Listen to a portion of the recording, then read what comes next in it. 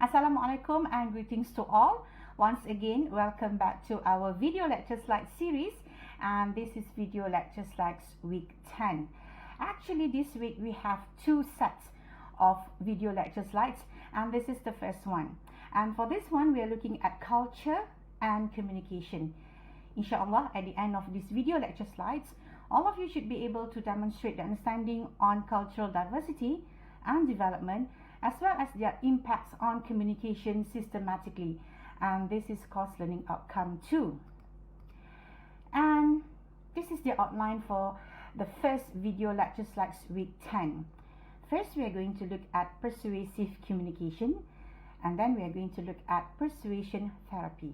So let's begin. So basically, ladies and gentlemen, when you talk about communication, the meaning of communication is two-way communication.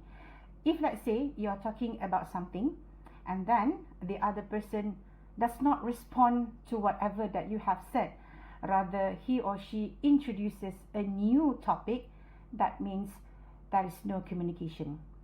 Communication is like when you share the same information.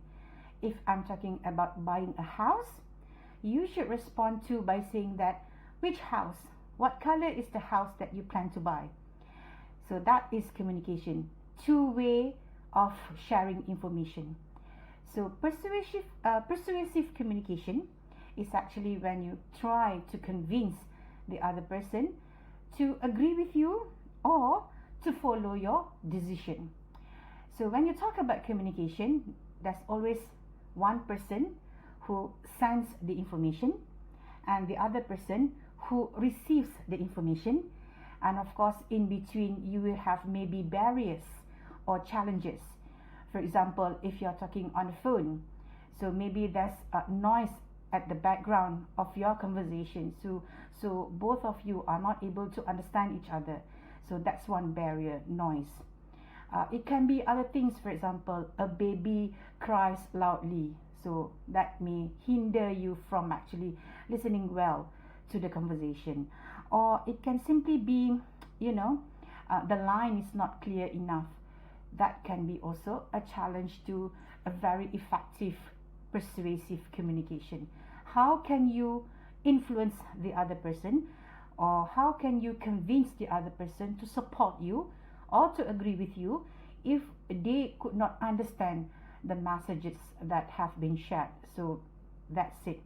So if you look carefully here, the source is you, for example, the person who's trying to share the information. So this is the source, and at the end here is the audience, the people or the person who's trying to understand your message. So if you look very carefully here, the source, and then you have to share the information in a language that everybody understands. So let's say your friend cannot understand English better, then you have to use perhaps Bahasa Melayu. So you encode your message in Bahasa Melayu. So source message can be an email, so you write in Bahasa Melayu, or it can be, just speaking orally. So you have to use Bahasa Melayu. And then the audience who receive the information must then try to decode or try to understand what you have said. So if he or she doesn't understand the medium as well as the language used, that could be a problem.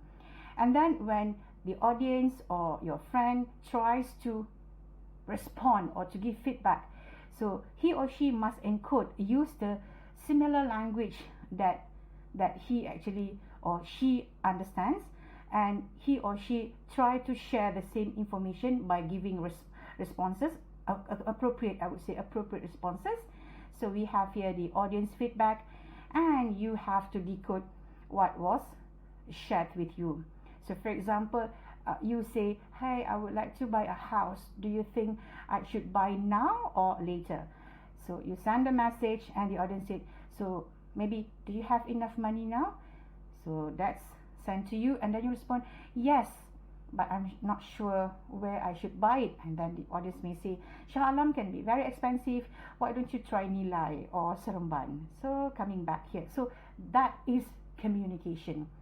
So persuasive, as I have shared just now, is actually trying to convince the other person to agree or to to support you for whatever messages that you are trying to share. So basically, that's persuasive communication. And when you talk about persuasive communication, ladies and gentlemen, there are actually three categories, I would say, three categories that, or three factors that influence this persuasive communication. The first one, cultures are either high context or low context. Now, this is in terms of how various people share or do their communication. So when you talk about low context culture or high context culture, that's about how people in these two different cultures communicate with each other. And the second factor would be cultures are either sequential or synchronic. Now, this refers to time. And the last one, cultures are either affective or neutral. So basically what this suggests is that if, let's say, this is in terms of emotion. So if, let's say, you are from a very neutral culture and you are trying to actually influence a person from a very affective culture, then you have to adjust the way you share the information. So basically, ladies and gentlemen, if you talk about persuasive communication, you must also take into consideration three factors that can ensure successful and effective persuasive communication. The first one is how people communicate. The second one is how people actually see or view time. And the third one, how people actually treat or see emotions during communication. And we will talk more in terms of the examples of the cultures as well as countries that practice high context, low context, sequential or synchronic, or effective and neutral. And the second part of this video lecture slide is actually persuasion therapy. So persuasion is actually trying to convince other people to agree or to follow you.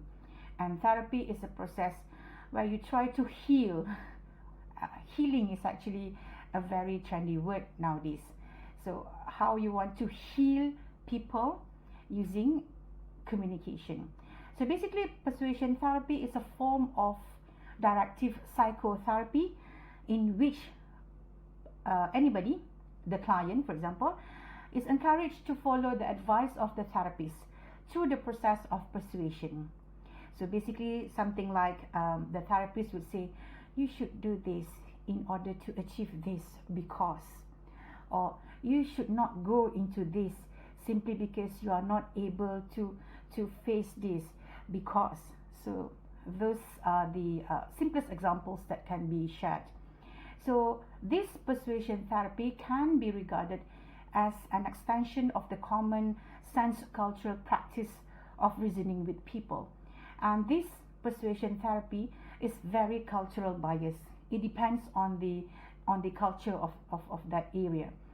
So when it is the extension of the common sense cultural practice of reasoning with people, offering advices as to how they might do something or how they might overcome their difficulties, and to that degree may be regarded as a form of cognitive therapy.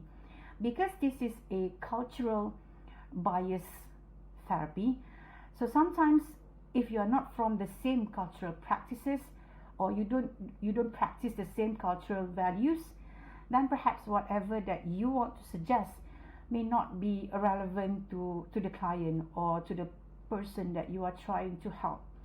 So just remember that persuasion therapy is cultural bias.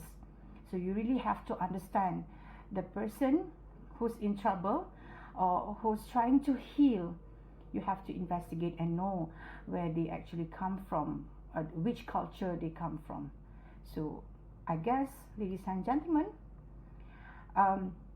this is the question that you have to think.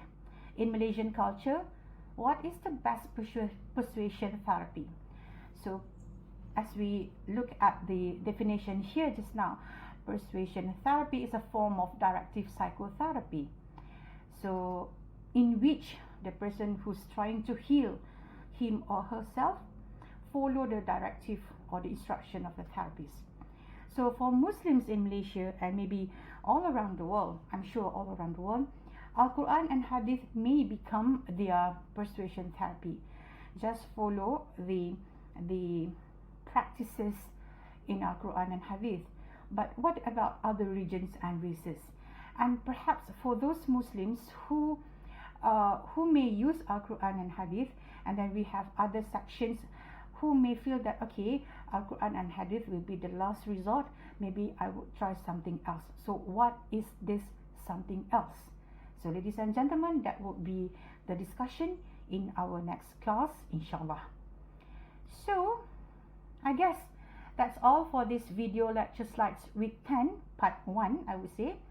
And should you have any questions, do not hesitate, do not be shy, just approach me, ask, because I will be able to help you, inshallah. So till then, I will see you again soon. Assalamualaikum and greetings to all once again.